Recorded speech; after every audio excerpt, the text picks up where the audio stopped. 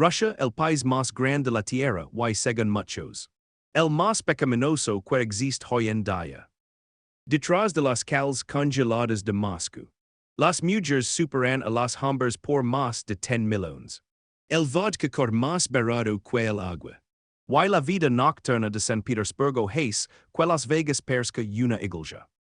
Pero lo que estás a punto de ver va mucho más allá de lo que los turistas ligan a conocer. Rituales secretos en casas de baño. Patios de recreo para multimillonarios escondidos en Siberia. Y tradiciones que el Kremlin no quiere que el mundo conozca.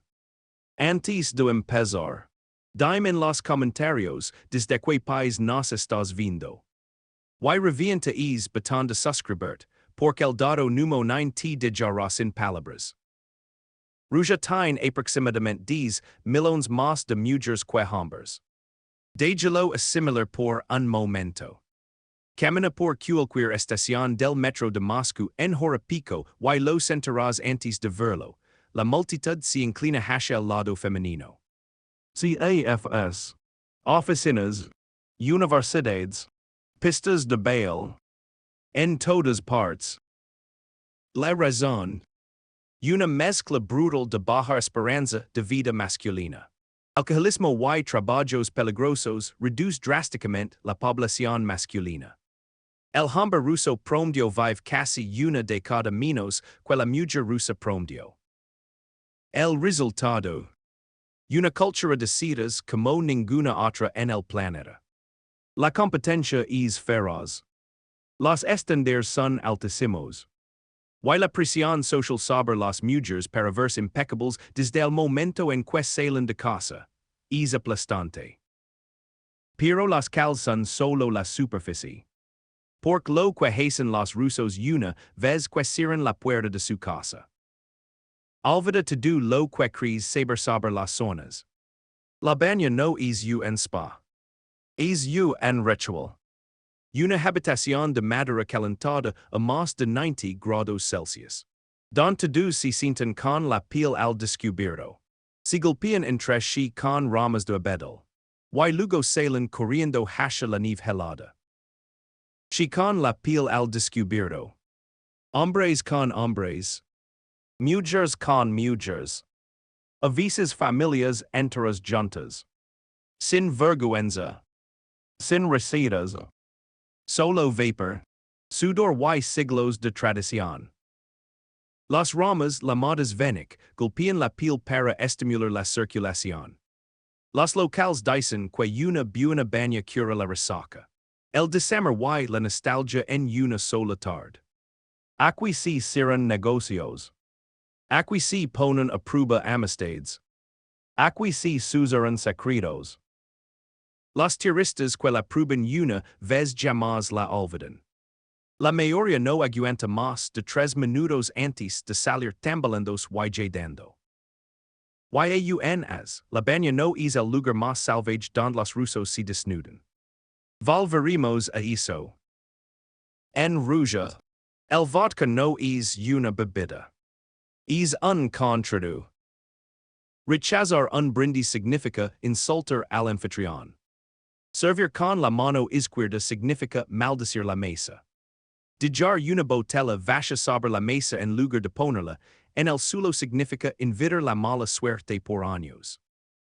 Las cifras son impactantes. El adulto ruso promedio consume alrededor de 10 litros de alcohol puro al año, y el vodka lidera la lista. En algunas regiones se vende más barato que el agua embotellada. Bodas. Funerales. Ascensos laborales. Marts por la tarde. Todos son motivo para un trago. Tres brindis son sagrados.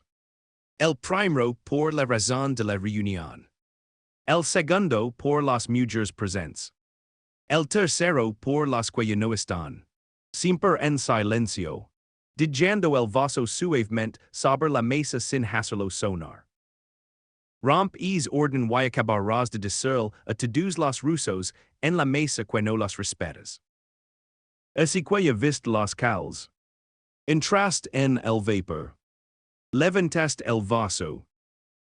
Pero nada de eso te prepara para lo que ocurre cuando un ruso abandona la ciudad y desaparece entre los árboles. Porque existe un lugar más frío que Siberia donde las reglas cambian por completo. Alto. Antes de continuar, necesitas ver esto. ¿Recuerdas lo que prometimos al principio, lo que realmente ocurre detrás de esas puertas cerradas en Moscú a las 2 de la madrugada? Aquí está la respuesta. Why no es lo que imaginas. Casi todas las familias rusas tienen una segunda casa. No una mansión. No una inversión. Una cabaña de madera en el campo llamada dacha, y es ahí donde vive la verdadera Rusia. El viernes por la tarde. Moscú se vacia. Las carreteras colapsan durante horas mientras millones huyen del concreto y desaparecen entre los bosques de abedules. Para la mañana del sábado. Esos mismos oficinistas que visten de traje están descalzos en huertos, recogiendo pepinos y cortando leña. Las dachas producen casi el 40% de todas las papas que se consumen en Rusia. Las familias encurtan. Conservan y almacenan comida para el largo invierno. Sin supermercados. Sin wifi. Solo árboles. Humo de estufas de leña y silencio. Esta es la versión de Rusia que los extranjeros nunca ven. La versión que los rusos protegen. Pero en cuanto que el sol nuevamente en la ciudad. San Petersburgo de noche se transforma en algo completamente distinto. Puertas sin marcar. Sin letreros. Sin filas reconocibles. Solo un hombre vestido de negro en cada entrada. Examinando rostros. Si llama phase control facial. Y lo decide to do. Zapatos equivocados. Rechazado. Te ves cansado. Rechazado. Sonríes demasiado. Rechazado. Los clubes rusos no están hechos para turistas, están hechos para un círculo interno que juzga cada invitado en menos de 3 segundos. Los locales pasan horas preparándose. Cabello, ropa, postura, actitud. Todo es evaluado en la puerta. Dentro, las reglas cambian. El champán cor sin parar. DJs de Berlín encabezan fiestas en salones, donde la mayoría de extranjeros jamás entrará. Algunos lugares permanecen abiertos hasta el amanecer, y luego siguen hasta la hora del almuerzo. Las fiestas más salvajes del continente no están en Ibiza ni en Berlín. Están escondidas en esta ciudad. Detrás de puertas que jamás encontrarás en un mapa. Y aún así, el código social más extraño de Rusia no está en los clubs. Está en el altar. En Rusia, la presión por casarse golpea las mujeres como un cronómetro. La regla no escrita. Casarse antes de los 25. Después de eso, la sociedad empieza a murmurar. Después de los 30, los murmullos se vuelven fuertes. Las tradiciones de boda son igual de intensas. Pan y sal que lebsal se ofrecen en el momento en que la novia entra su nuevo hogar. Ella da un mordisco. Quien muda el pedazo más grande. Dicen los locales. Dominará el matrimonio. A las perjas les lanzan mondas y granos para traer riqueza. Las copas se rompen durante la celebración y mientras más pedazos. Más feliz será el futuro. Luego llegar el vicup el rescate de la novia. El novio literalmente debe pagar. Cantar o resolver acertijos para recuperar a su prometida antes de la ceremonia. Dinero. Chocolates. Bales vergonzosos. Nada está prohibido. Así que ya viste las cabañas secretas. Ya estuviste frente a la puerta sin nombre. Ya viste el rescate de la novia. Ahora dado numo sayet. El que prometimos. El que nadie está preparado para escuchar. Lo que hacen los rusos en Yakutia durante el invierno rompe todas las reglas de supervivencia humana. En lo profundo de Yakutia se encuentra un pueblo donde los humanos no deberían existir. Hoy Miakans, población, alrededor de 500 personas. Temperatura promedio en enero. Menos 50 grados Celsius. El récord histórico. Menos 71. De lo que sobretae. A esas temperaturas. Las pestañas se congelan en menos de un minuto. La saliva se cristaliza antes de tocar el suelo. Los oros nunca se apagan ni para almorzar. Ni durante la noche. Ni durante semanas porque si el motor mura. No volverá a arrancar hasta la primavera. El suelo es permafrost.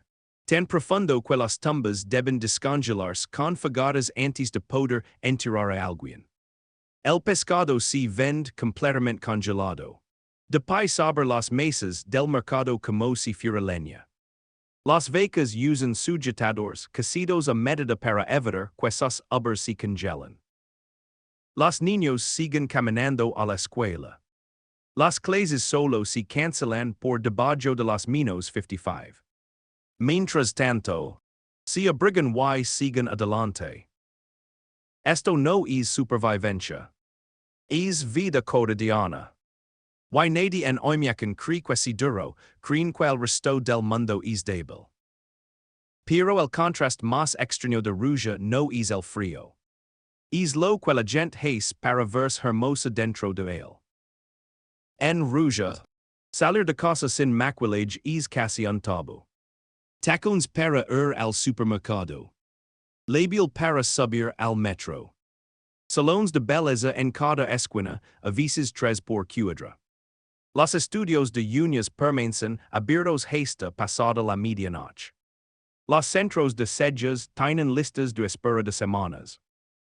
La industria de la belleza equivale más de 10,000 millones de dólares. Algunas mujeres gastan más en arreglarse cada mes que en el alquiler. La regla no escrita.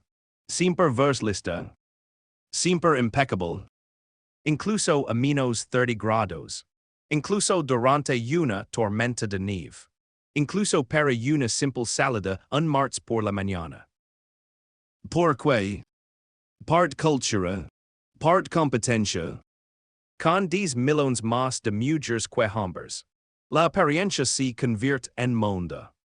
Part identidad, los rusos suelen decir que la belleza es una forma de respeto.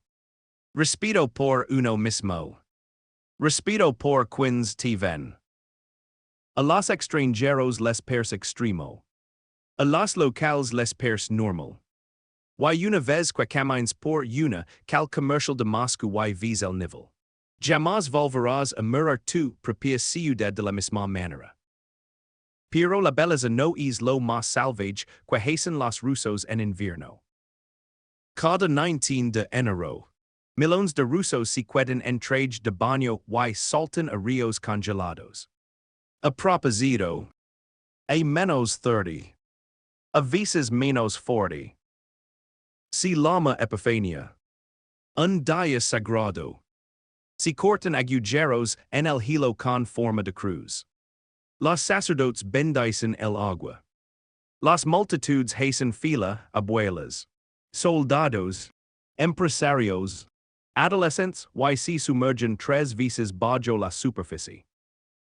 Los creyentes dicen que esto limpia un año entero de pecados en segundos.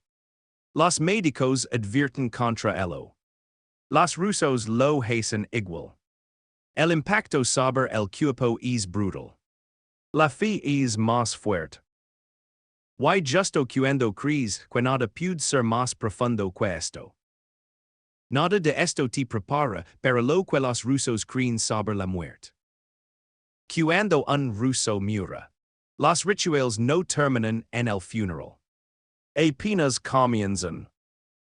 En el noveno día después de la muerte, la familia es reúne. Y otra vez en el día 40. Las creyentes dicen que el alma vaga por la tierra durante 9 días despidiendos. Y luego enfrenta el juicio en el día 40. Esto entonces sigue presenta, observando, escuchando. Las espillos se cubren en cuanto alguien foles. Las locales dicen que un alma puede quedar atrapada dentro de los reflejos. Las fotografías se colocan boca abajo. Las cortinas permanecen cerradas. En cada comidas, una silla vacía queda libre. Un vaso de vodka se coloca junto a una rebanada de pan negro cubierta con un pequeño paño. Nadie lo bebes. Nadie lo toca. Pertenece a quien ya se fue. Los cementerios aquí no son lugares silenciosos. Las familias llevan comida. Hacen brindis y almuerzan junto a las tumbas de sus abuelos. La muerte permanece cerca porque los rusos se niegan a apartarla. Pero los muertos no son lo único que los rusos tratan con cuidado. Rusia funciona con reglas no escritas. Rompe unas, y hasta los extraños te corregirán. Nunca des la mano a través de una puerta tripellas. Nunca silbes dentro de una casa, el dinero se escapa por la ventana. Siéntate un momento en silencio antes de un viaje largo, como a los espíritus del camino. Regala flores solo en números impares, los números pairs son para funerales.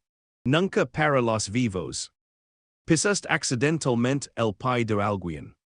Esa persona debe pisar suavemente de vuelta. O la amistad se rompe. Derramarse significa que se acerca una discusión. Un gato negro cruzando el camino significa darse la vuelta. Una nariz que pica significa que un trago está por servirse. No son bromas. Los directores ejecutivos los siguen. Los médicos los siguen. Los adolescentes los siguen. El viejo mundo no soltó su agar, simplemente aprendió a convivir con el nuevo. Hay una palabra que explica todo el país. Dusha. Significa alma, pero no de la forma en que se usa en inglés. Dusha es la creencia de que el sufrimiento profundiza a una persona. Que la alegría sin dolor es superficial. Que un corazón silencioso y pesado contiene más verdad que una sonrisa fácil y ruidosa. Por eso los rusos pueden parecer fríos, en la cual y cálidos más allá de toda lógica en la mesa de la cocina. Rostro público piedra. Rostro privado fuego. Los extranjeros suelen confundirlo con rudeza. Los locales lo conocen como honestidad. Son rare a desconocidos se siente falso aquí. La verdadera conexión requiere tiempo. Vodka. Comida y silencio compartido sin miedo. Por eso Rusia golpea tan fuerte. El frío no es solo clima. La belleza no es solo apariencia. El alcohol no es solo costumbre. Todo tiene peso. Todo significa algo más profundo. Entonces, ¿es Rusia realmente el país más pecaminoso del mundo? O simplemente es el más honesto sobre lo que todos somos en el fondo? Rusia no es pecaminosa. Es cruda. Un país que no se oculta nada a sí mismo, incluso cuando el mundo mira hacia otro lado. Si esto te abrió los ojos, suscribid. La próxima semana entraremos en otra nación que la mayoría de viajeros jamás llega a conocer de verdad. Hasta entonces mantente curioso. Mantente abrigado. Y siga observando más de cerca que los demás.